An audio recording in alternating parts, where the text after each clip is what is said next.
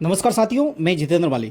साथियों, सीएम भजनलाल के काफिले में सुरक्षा के दौरान जान गंवाने वाले एएसआई सुरेंद्र सिंह का मामला फिर सुर्खियों में।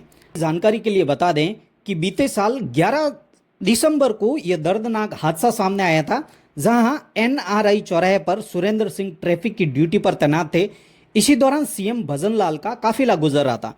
इसी बीच काफिले में एक प्राइवेट टैक्सी घुस गई और काफिले की गाड़ियों से टकरा गई। इस घटना में एएसआई समेत कई पुलिसकर्मी गंभीर रूप से घायल हो गए।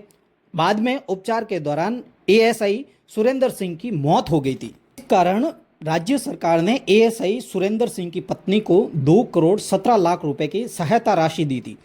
लेकिन अब इस घटनाक्रम में नया मोड़ आता हुआ दिखाई दे रहा है। इस सहायता राशि को लेकर एएसआई की पत्नी ने सरकार पर ही बड़े सवाल खड़े कर दिए हैं।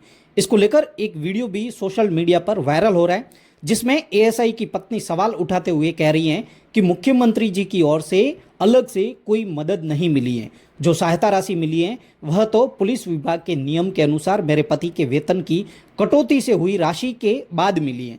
हालांकि हमारा चैनल इस वीडियो की पुष्टि नहीं करता, लेकिन इस वीडियो के कारण एक बार फिर सियासत में हलचल मच गई है। सोशल मीडिया पर वायरल हो रहे एएसआई सुरेंद्र सिंह की पत्नी कह रही हैं कि मीडिया की ओर से सहायता राशि को लेकर अफवाह फैलाई जा रही है, जिसमें वह एक कागज दिखाते हुए कह रही हैं कि जो उन्हें सहायता राशि मिली है वह तो उनके पति के वेतन से जो कटौती होती है उसके जरिए मिली है, जो पुलिस विभाग के नियमानुसार सभी को मिलती है। इसमें मुख्यमंत्री जी का जो कॉलम है वह तो खाली है। वह अपना नाम क्यों ले रहे हैं कि हमने कोई सहायता राशि दी है? इस कॉलम में कहीं नहीं है कि उन्होंने कोई अलग से सहायता राशि दी है। इस वायरल वीडियो में एएसआई की पत्नी कह रही है कि हमने सरकार के सामने 3 डिमांड रखी थी, लेकिन उनमें से एक भी पूरी नहीं हुई है। हमने अपने बेटे को अनुकंपात्मक नौकरी देने की मांग की थी। नायब तहसीलदार पद के लिए हमने मांग रखी थी, वह नहीं मिली। मेरे पति L11 में आते थे, इसी के अनुसार ही नायब तहसीलदार की जॉब मांगी थी। इसमें हमने ज़्यादा कुछ नहीं मांगा। जब भी हम पूछते हैं तो कहते हैं कि हम कर रहे हैं। इस पूरे घटनाक्रम पर जो वीडियो सुरेंद्र सिंह एएसआई की पत्नी का वीडियो वायरल हो रहा है, उसमें उनका क्या कहना है, उस वीडियो में वो क्या कह रही हैं, आइए सुनते हैं। गलत अफवाहें फैलाई जा रही है कि ये जो कटौती हुई है ये मेरे पति की सैलरी में से हुई है। जो रूल्स पुलिस प्रशासन के लिए बने हैं, जो भी जवान शहादत देता है उन सबको ये चीजें दी जाती हैं। तो ये कौन सा अलग से राजस्थान सरकार ने हमें दे दिया? जो वो बोल रहे हैं कि मुख्यमंत्री जी की तरफ से ये सहायता दी गई है। मुख्यमंत्री जी का जो कॉलम है वो तो बिल्कुल ब्लैंक है। आप देखिए, कुछ नहीं दिया उन्होंने, अब तक 0 दिया है।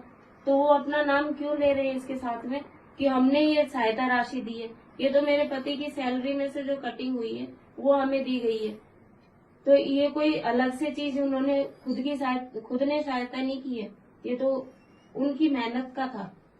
अब मुख्यमंत्री जी ने क्या किया हमारे लिए हमें नहीं पता है।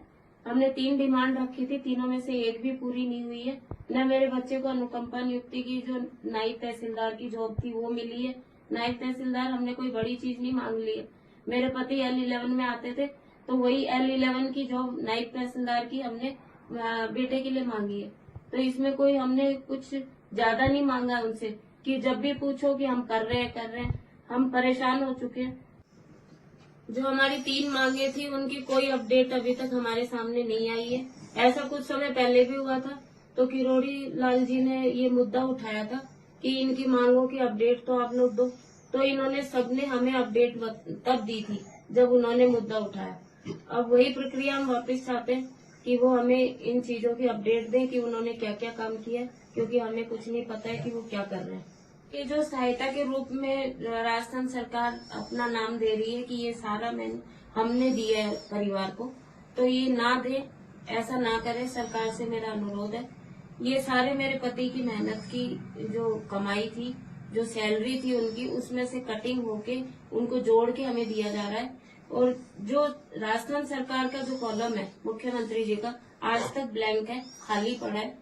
तो इसको सहायता का नाम ना दे, मेरा अनुरोध है मुख्यमंत्री जी से। मेरी ये लड़ाई मेरे पति को इज्जत दिलाने के लिए है, और मेरा अनुरोध है कि उनकी बहादुरी को पैसों में ना तोला जाए। और भजन लाल जी को भी पता है कि उन्होंने कितना बहादुरी का काम किया है, तो उनकी मांगों को मानते हुए उनकी बहादुरी का इनाम दें। उसके बाद हम भजन लाल जी से मिलकर उनका तहे दिल से धन्यवाद करना चाहेंगे।